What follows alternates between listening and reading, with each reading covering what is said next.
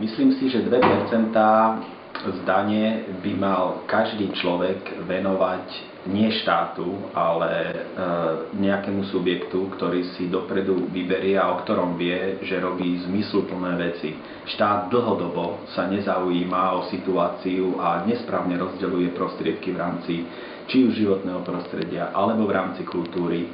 A práve nadácia Ecopolis je jeden zo svetlých príkladov, ako by sa aj štát mal venovať tejto oblasti nášho života. Ecopolis to robí už niekoľko rokov, robí to transparentne a naozaj prostriedky, ktoré sú mu v rámci 2% dane venované, idú na tie najsprávnejšie ciele v oblasti konkrétne životného prostredia.